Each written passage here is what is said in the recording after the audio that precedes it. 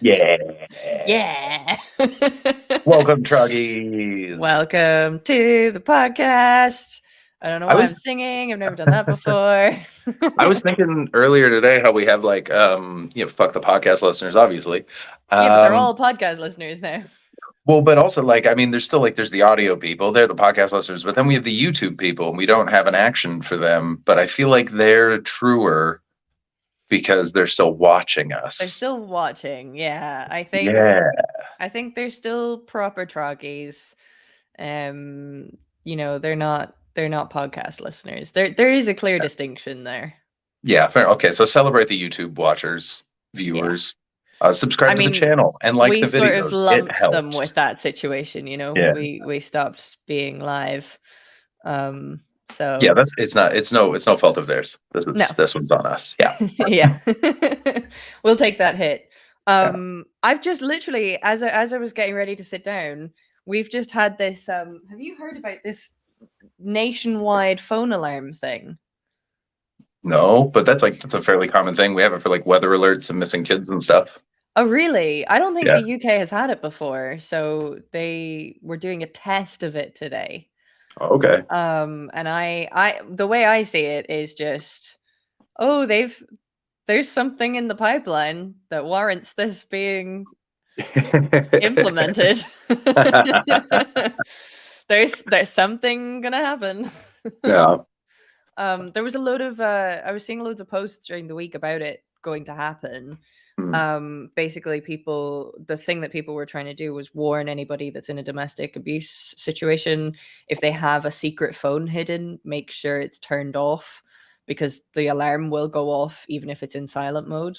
Okay. So that was being shared in a load of posts during the week, which Yeah. is, yeah, it's kind of scary actually, but On the plus side, people that are cheating and have secret phones will also be found out. So double whammy, yeah. right? Double Yeah, whammy. I wonder what sort of trouble people have gotten into because of this now. To be fair, I barely heard it. It wasn't that loud. Oh wow, really? Because the one here is like piercing. Because we had some major storms in the spring, and the government was just like heads. It was localized, obviously, because Canada's Mhm. gigantic. So, but yeah, like in Toronto, they were just like alert. Everyone got it on their phone. I think it was in a bar, and everybody's phone went off. Really? And it's just like the city is about the nature is going to huff and puff and blow our house down. So just like stay inside, chill out. So, but it was loud. Like there was no missing Really? it. So it's funny that yours I'm is like a softer, gentler panic alarm. honestly softer than my I would not have woken up. That was not louder than my alarm to wake myself up. Now I'm one of these people that has to set an alarm every 5 minutes for an hour before I can get out of bed. Okay. Yeah, Which is really difficult at the moment because I'm getting up at 5:30 a.m. every day. So I have to fuck have an that. alarm for about 4:30, That. which is just grim. It's grim. I don't really want to talk about my work too much, but I want to say one thing, which is that the person I'm working for directly, um he's great, but he said to me during the week, he called me mature and robust. Hey, those are And not insults. Those those are are not not insults. insults. They No, are foreign categories, but they are not insults. I've just never been told I'm robust before. Which is just it's just a fun thing to Do have you think had he said to meant me. physically or like No, emotionally, mentally resilient? I think he meant mentally and emotionally resilient, because Okay. again, I don't want to say very much, but I'm being given a lot to Mhm. deal with. Yeah, you're at a low level. That's they just pile everything goes I downhill. think, to be honest, I think it's less to do with that and more to do with the specific people I'm working with.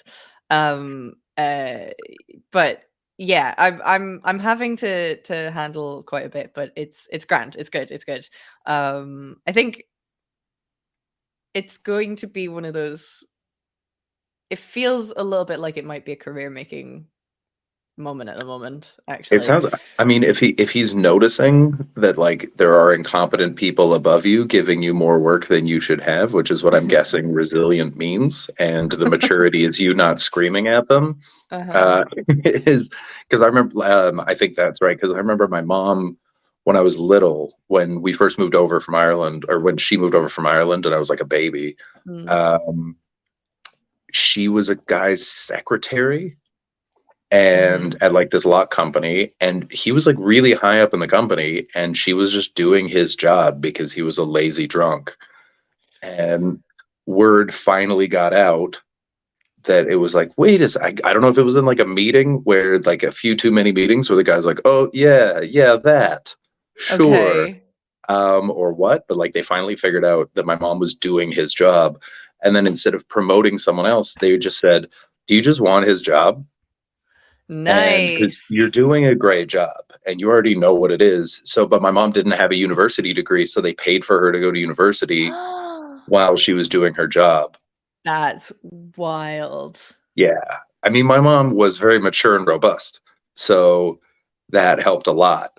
But Yeah. but yeah, it was that's it's if you're getting it and no one notices and they think you it's just your job, then you're in a Yeah. bad place. But if you're getting it and someone above you goes like, "Ooh, good," that's that's a really Well, good sign. somebody else said something to me as well.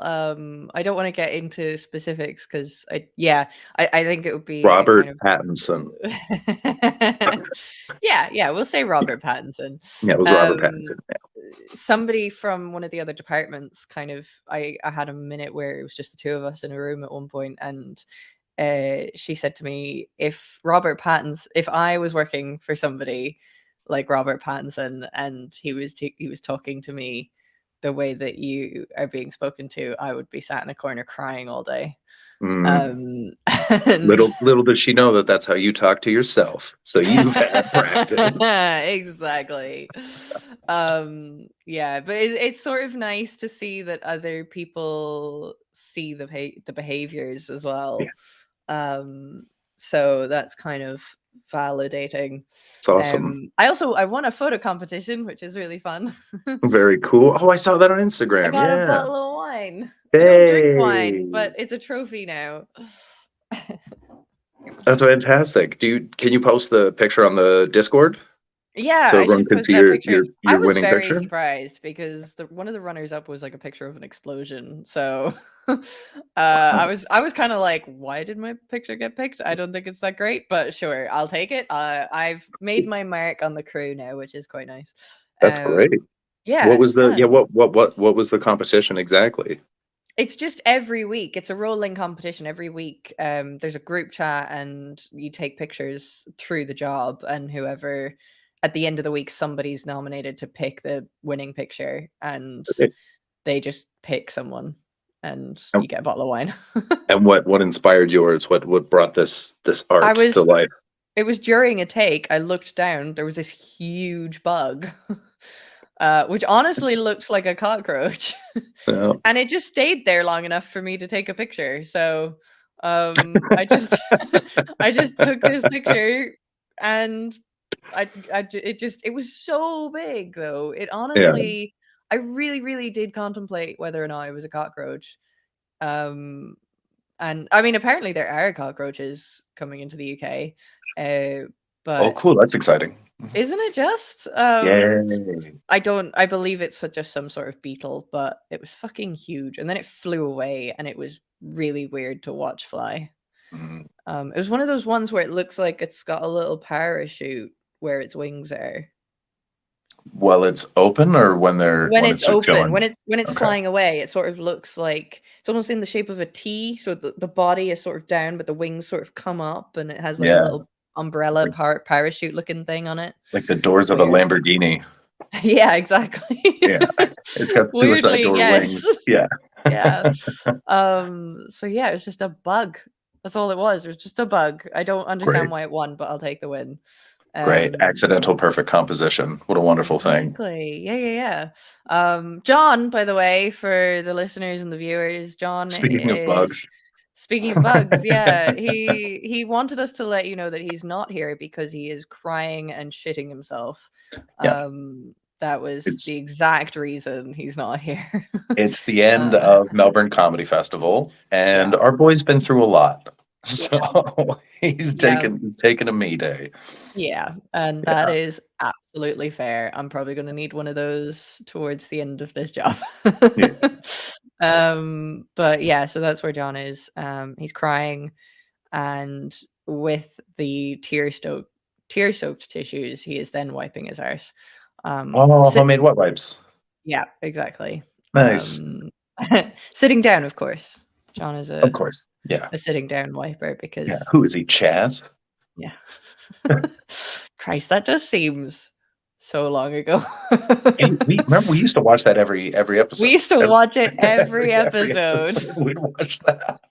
I don't even know where it is anymore.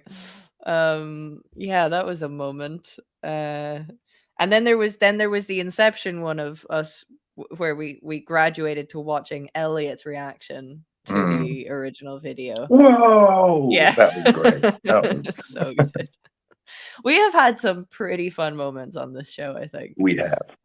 Um, I can't I believe want to I want to do a shout out to Elliot real quick. Elliot Steele, friend of the show, fast becoming uncancelable because of his wild views. Uh, yeah.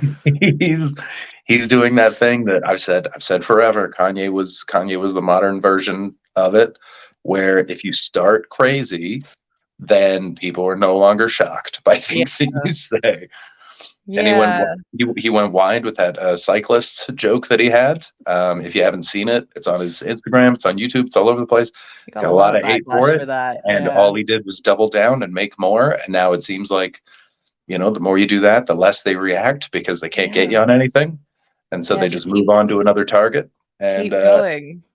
just keep going. And he's one nice thing about Elliot is that he's actually a sweet boy, so I'm not worried about how this will turn out. He's just also nuts, Yeah. and so I think there's a best case scenario for him. Very happy to see Elliot push through that wall. Yeah, it's quite fun to watch him online actually.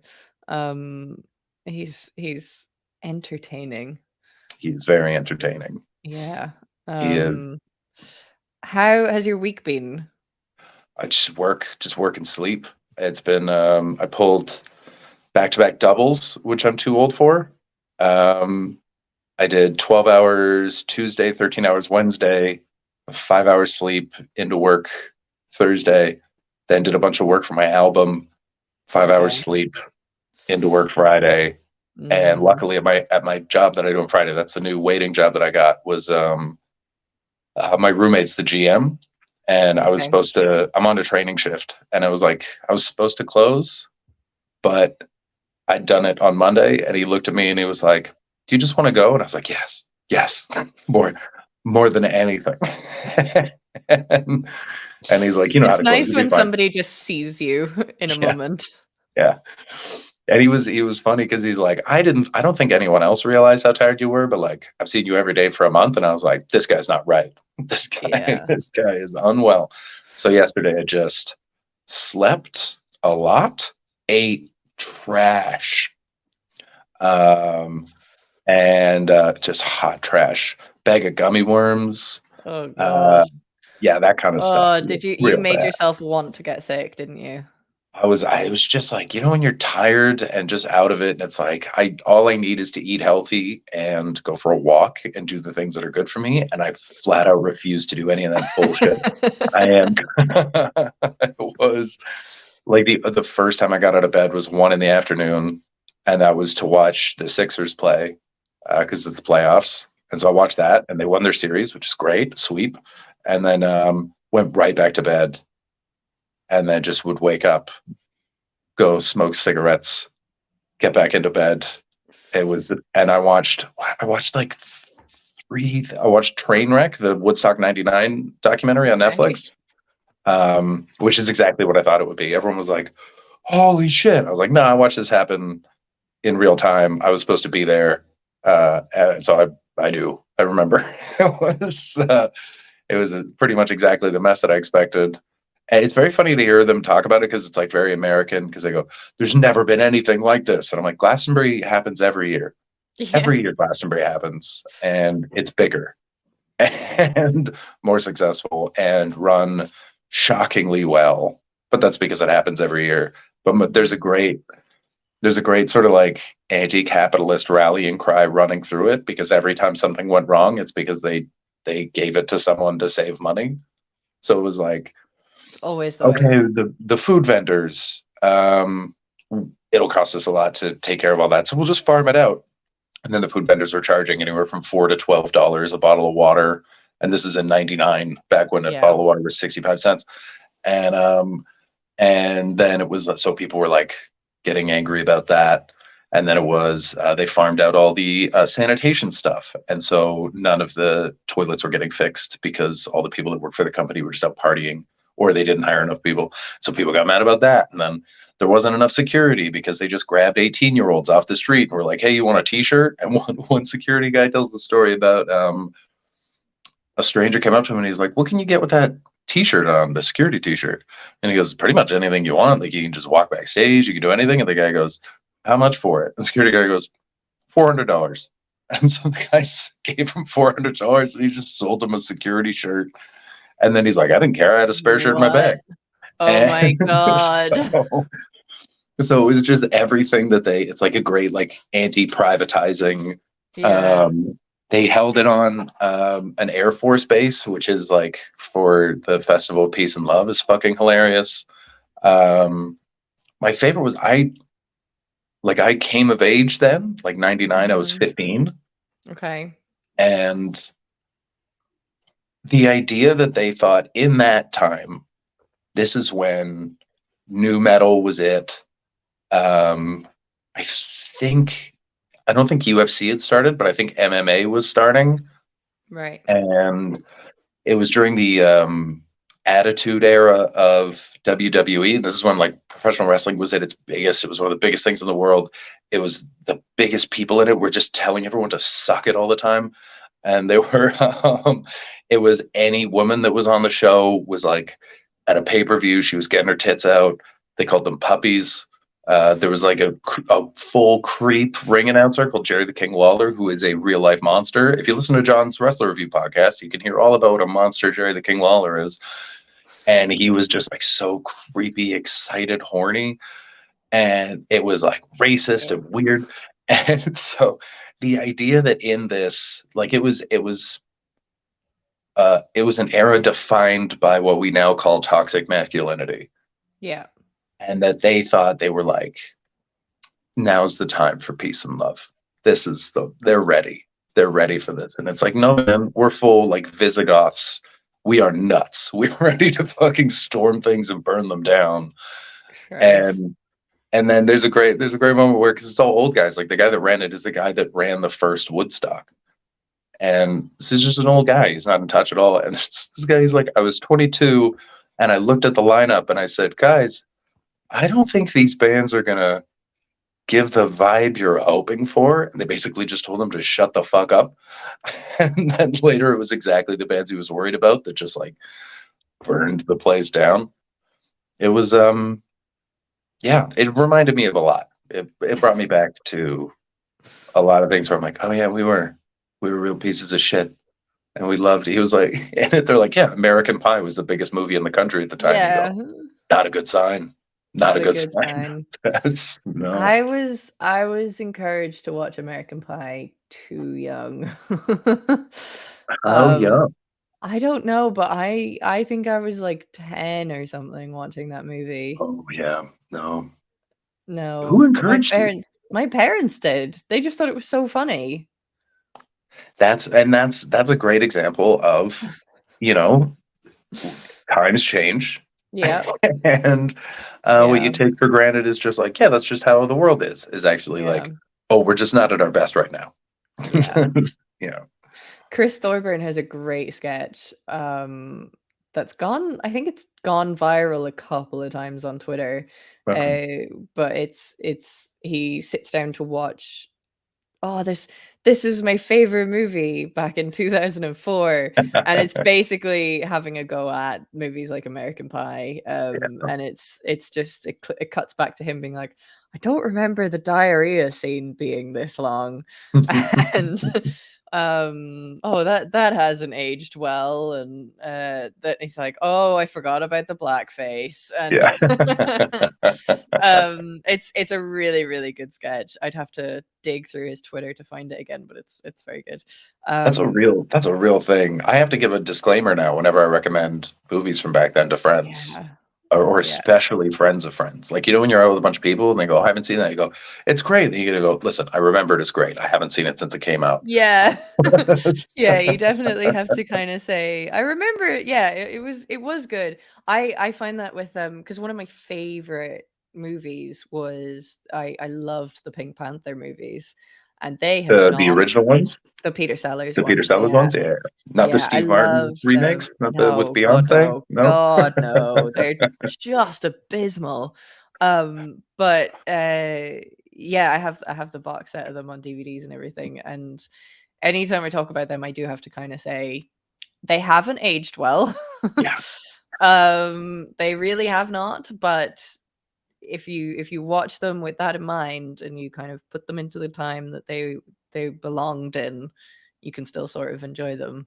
I think the Yeah. first one is relatively okay. It's relatively safe. The third one really loses the run of itself. Is it like they went, listen, no one wants to watch this anymore, so we got to double down on the current racism. We've run out Yeah, of because French jokes. I don't know if you So remember. Yeah, I don't know if you remember it at all, or if you ever saw it at all. I never But saw it. No. right. The third one, well, throughout the whole series, he has Peter Sellers is playing Inspector Clouseau, and he has a sidekick butler man that he's hired called Kato, who Oh he yeah. has hired.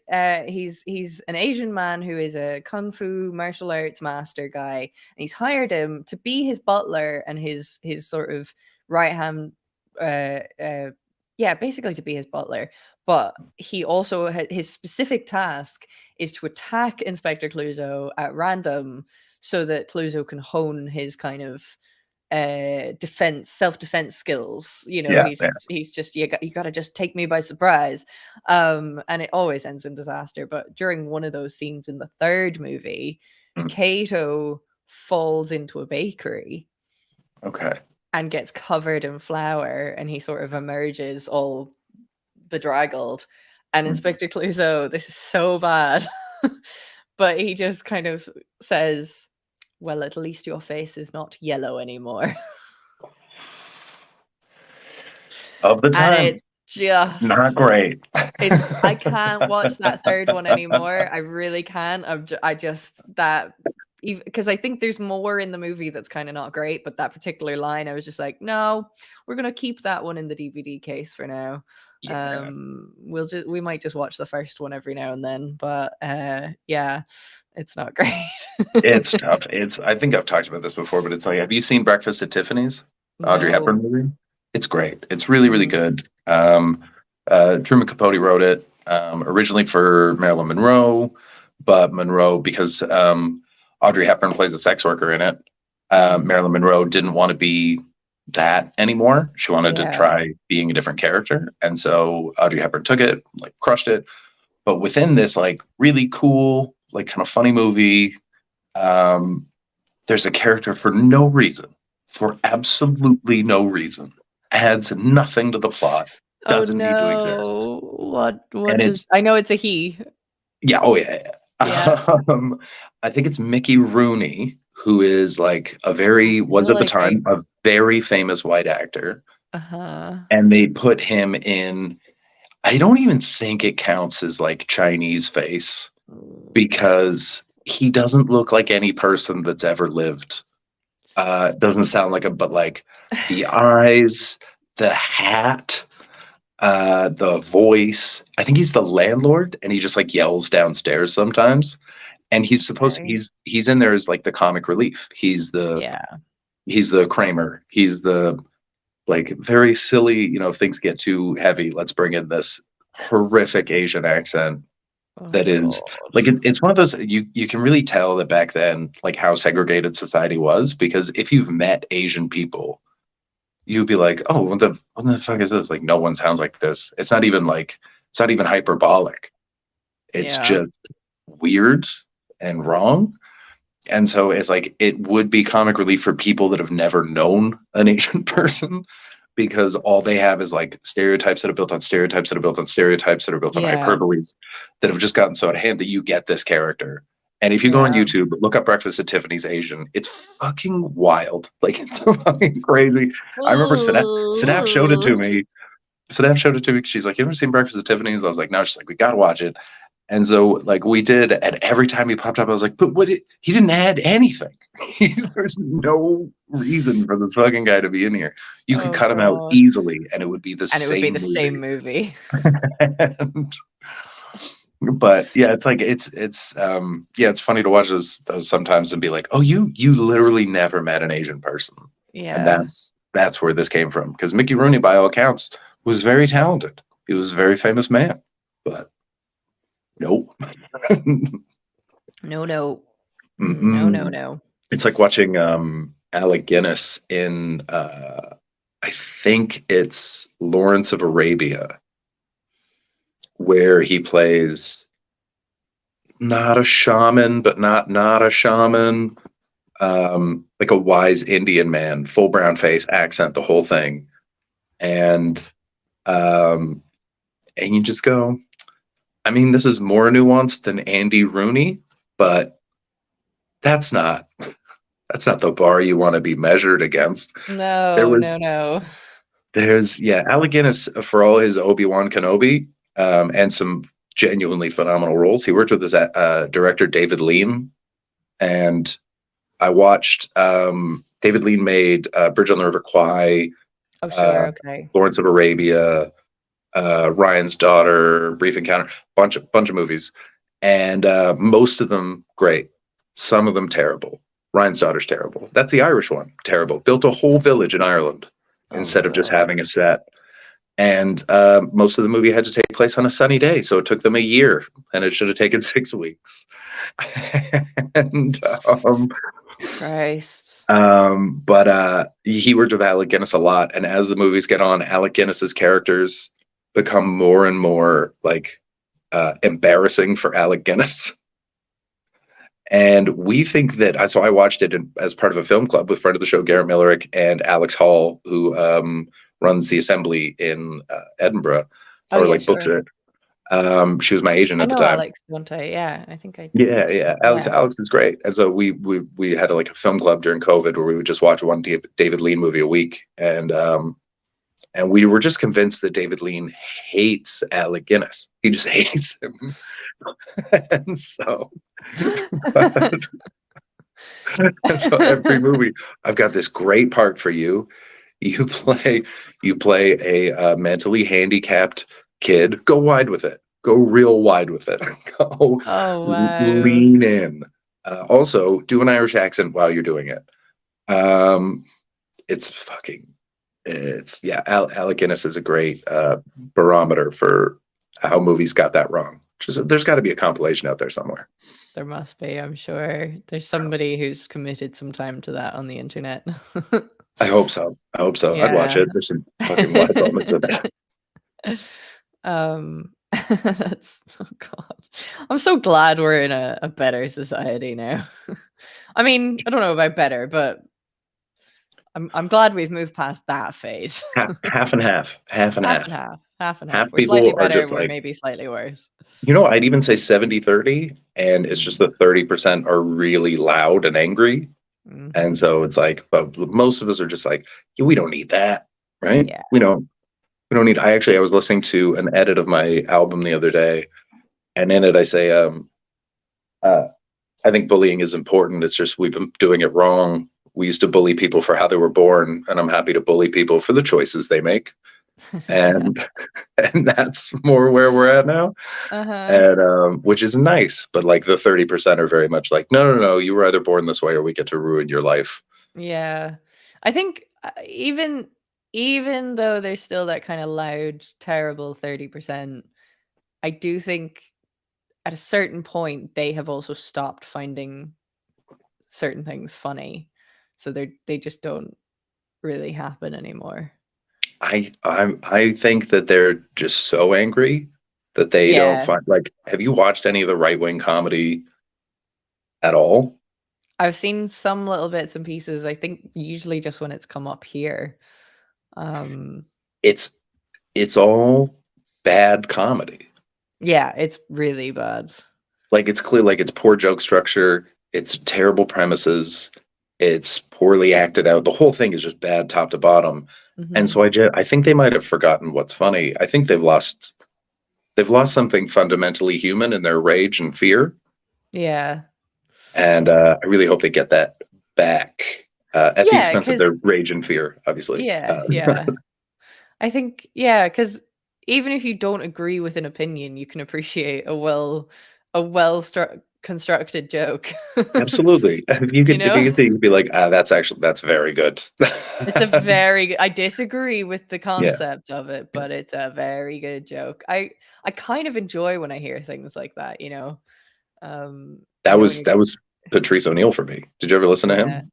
Not really, but I've sort of heard bits and pieces and looked up a little bit, but I've never kind of sat down and fully listened. But sure, he was somebody you didn't really agree with, but you still thought was good at what he did. Incredible, Yeah. unbelievable. His WTF podcast. I think I've said this on here before, but I was riding my bike in Montreal listening to it. I'd never heard of him before, Sorry, and I I keep was yawning, by the way. I'm just no tired. problem. Big week. But I was riding my bike, and I had to pull over on the side of the road because I was laughing so hard, but I disagreed with everything he said and thought. And I Uh-huh. had to stop and think about like why that was. I was like, how can I live in both of these things right now? Because he's killing me. He was so funny. And I was Yeah. like, this is all wrong. Everything you're saying is insane, but Yeah. goddamn, it's funny. But it's And funny. I think it's and it's I had this with like a younger Bill Burr as well, where even though I disagree with this, you understand why you think it. And so it's based within a logic. Sure. It's not like just an ideological like nutso thing. Like they've thought it all through, they've got a world for it, and they go, this is the thing, and here's why. And you go, okay, I disagree with that, but that's a very funny idea. That's a Yeah. very funny way of presenting a terrible idea. Uh-huh. Yeah, it's I sort of I enjoy and respect when I see comedy I disagree with, but I still laugh at. Oh, it's the Um, best. it's great. I Yeah. really, yeah, I really it doesn't happen often, Mm. but it's fun when it does. Um, I was nearly thinking of somebody there, but I've realized I'm not. Okay. There's Doesn't apply. there was a great do you know who Bert Kreischer is? American Yes. comedian. Yeah, I Takes like his Bert shirt off the Kreischer. machine. Yeah, I really like him, even though again it is sort of one of those things of I don't necessarily like everything he stands for, but I like him. There's something Lo- fundamentally likable about him. Super likable guy. He's a Yeah, big puppy dog. yeah. But he talks about his daughters a lot on his Mhm. podcast. And he organized this tour that was all minor league baseball diamonds, and he brought in a bunch of other comics to do the tour with him. And his daughters came to one of the shows. And do you know Shane Gillis? He was the No. guy that wasn't allowed on Saturday Night Live. Like he got cast, but then some racist things from his podcast Right. came out and they kicked him off. I do And remember hearing about that, yeah. so Shane Gillis is an incredible comedian. The racist stuff on his podcast, I remember watching and being like, oh, this is white guys forgetting they're being recorded saying awful things to make each other laugh. It Right. was like, I know the difference between hate and that, like playing that game. Mhm. And I heard it and I was like, I know what this is. I totally understand why they had to let him go, but I also know what that is. And I watched his stand up special and I was like, this is fucking amazing. Like, it's a really great special. And Kreischer was talking about Shane Gillis is on stage and his teenage daughter, who's very like, she's very right on. She's trying to do right in the world. And he said she was crying, laughing.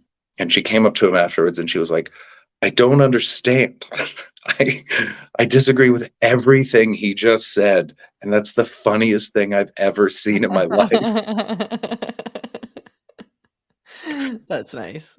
And the joy of Kreischer, like, getting to witness that moment in his daughter, that, like, this is what really good comedy is it, like, it doesn't Yeah, matter where you stand, it's just yeah, funny. it's just And he funny. was he was delighted. He was so happy. Yeah, that's good. That is Yeah. good.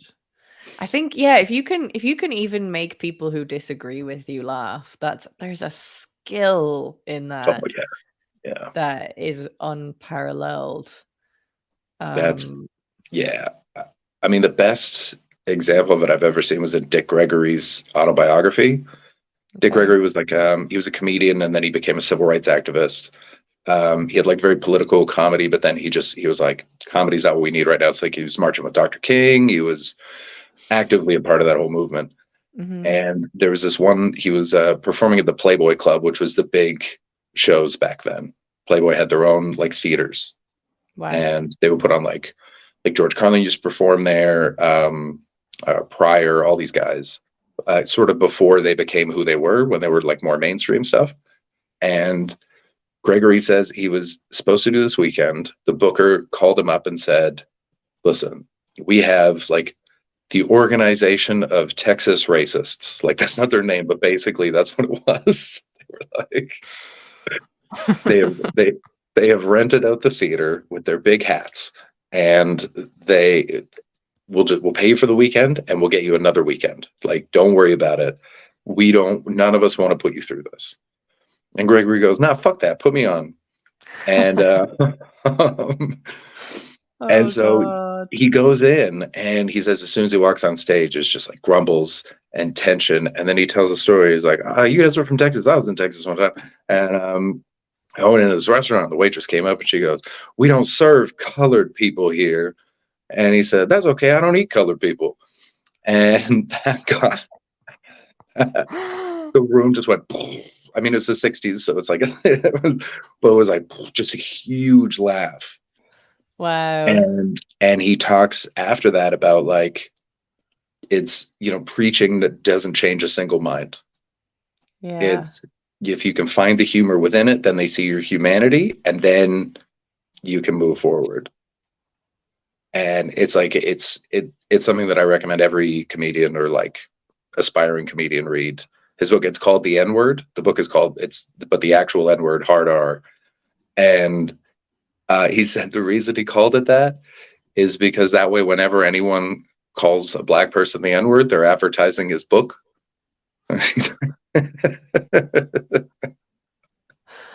Oh, wow. it's That's a it, great. it's an amazing read, but that like yeah, that moment is burned into my mind as the ultimate in um, how to deal with telling jokes to people who Yeah. disagree with you. Wow. That's that is fascinating. I'm gonna mull over that. So funny. That's okay. I don't eat colored people. What? So silly. Such a dad Oh, joke. it's such It's, a dad joke, it really is. Oh, wow. You were saying about how you have been very busy and working and sleeping and all of that sort of thing. I've been very much the same to the point where I have not been eating very much the past couple of weeks. uh-oh. And yesterday I put on some clothes that I have a three different pairs of the same tailored trousers that I get that are they just I am shapely and I find it very, very difficult to find things that fit me well. That's But right. Yeah. yeah, We've talked about your we've ass problem. yeah, I have Yeah. an ass problem. Yeah. Um, and so there's Zara does this one pair of tailored trousers and they bring them out in different colors every season and I sort of get them a lot because they just fit me really well. Mm. And but they I always get them in the size that just fits. Like there's no Mm. wiggle room, but they're comfortable, but they just fit Yeah. really and I put them on yesterday. I could fit my arm down into them. Jesus Christ, Ashley, eat some After food. 2 weeks. And that was a moment of slight concern. Yeah, yeah, yeah. So I since yesterday I have eaten quite a lot of food. Good. If nothing else, A lot of protein pack, and pack your bag of protein medicines. bars or something. Yeah. Well, basically what I need to do, because I'm getting fed on the job. Hmm, So I get a little bit of a breakfast and then I get a meal at lunch. hmm, But I get home quite it's a long day. It's 11-hour days or 10-hour days, but with a bit of a travel as well. And so I get home and I am just wiped out, and hmm, I just get home and go to bed. hmm. Some evenings I have enough time to have a shower, but that's it. So I'm going from lunchtime to breakfast every day, not eating, Yeah. which isn't good. And I'm not condoning this behavior. It's just been adjusting into a new lifestyle and realizing that I need to just figure out how to shove some food in my face when I get home every evening before I collapse into bed. So No, I need don't to do that because figure then out, you won't sleep as well. You need to eat while you're still at work. but Because I if you can't. just power bars, just some bananas, things like that, mix Yeah, something. You have to eat during the day because if you eat right before you go to bed, then your body will be digesting while you're sleeping and you won't sleep as well. I Yeah, know, and so this is don't do well, this that. is That's not good. that's another reason that I've been doing that a bit is because I don't like to eat before I go to sleep. Mhm. So yeah, I just have to figure it out a bit. I am going to make banana bread after this show, Nice. and so I'll have some of that in a tub, hopefully. And yeah, we just gotta figure it out because I definitely can't Yeah.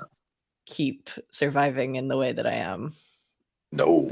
A I mean, whole arm.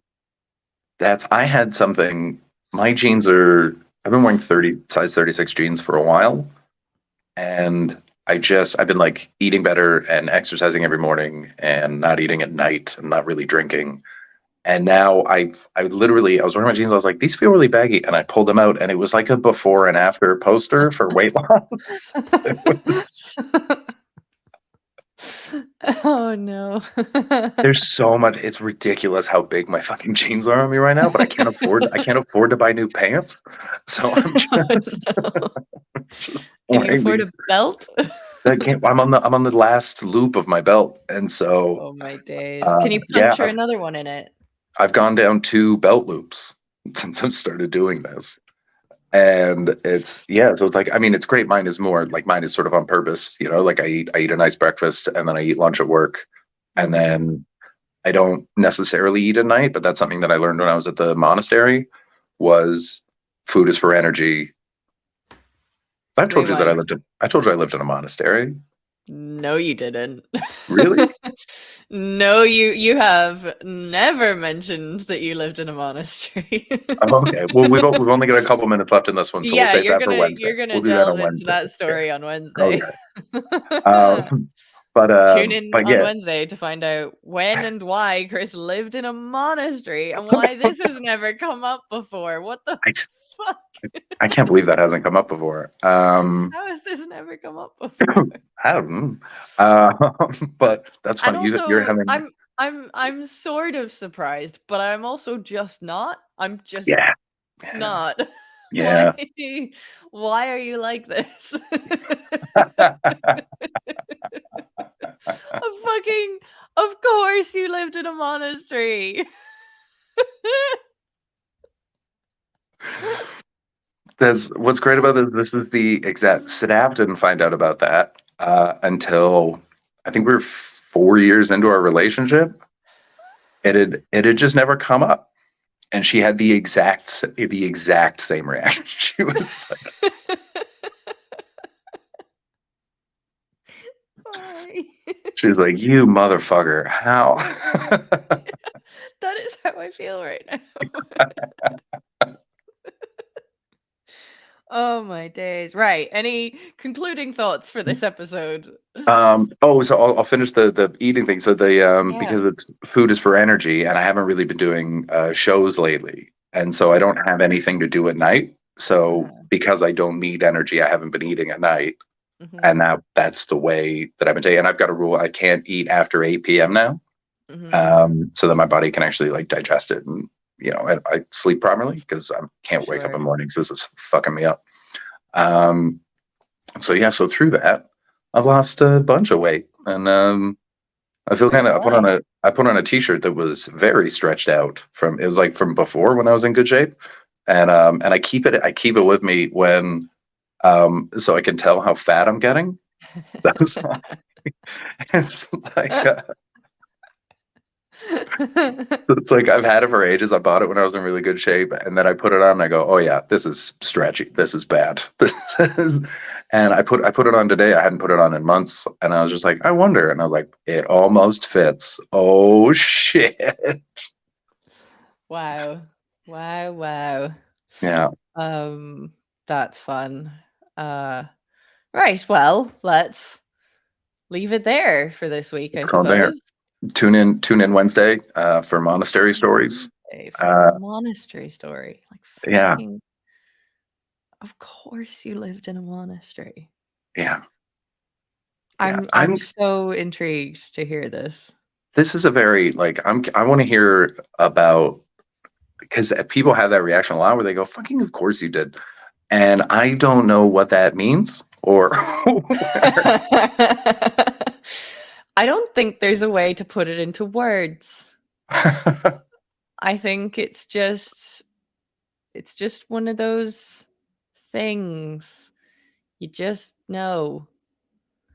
And unfortunately, you're not in a position to know what it is the rest of us know. I can't. I've never met myself. You're It's not really. outside of yourself, and Mhm. so you can't really get it. Yeah. But God of damn. course you did. I love no one's ever happy about it either. They're always annoyed. They're always like, Yeah. fucking, of course you piece of shit. It's just I can't put it into words. I really can't. But it's simultaneously great and fucking annoying. Yeah. Yeah. Yeah. I can see that. Did I ever tell you a friend of mine called me up? She was locked out of her house and she just called me up because she was like, I can't afford a locksmith and I just feel like you know how to pick locks.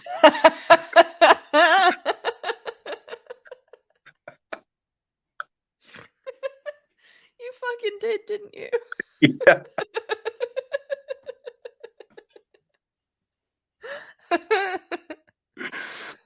Well, what's weird is I didn't know that I did.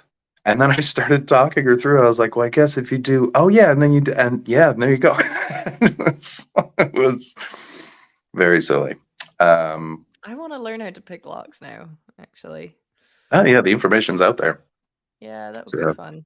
it's not that hard. You just need like one hard straight thing and then Uh-huh. one sort of curvy thing, and then you balance the curvy thing on top of the straight thing to put the keys because it's all pins, right? Pins, Because that's yeah. why your key has all those little angles on it. Mhm. And so you just you balance, you sort of leverage the curvy one against the hard flat one to push the pins up into the right place, and then it just turns. And now we all know. Yeah.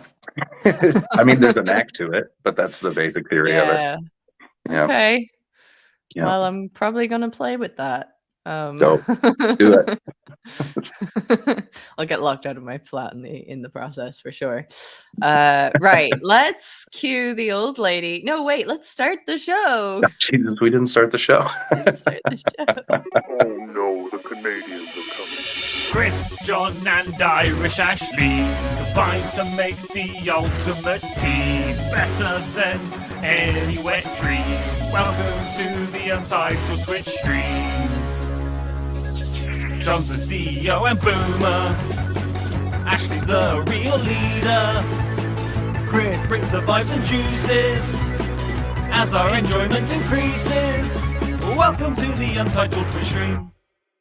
That's all. Penis into her vagina.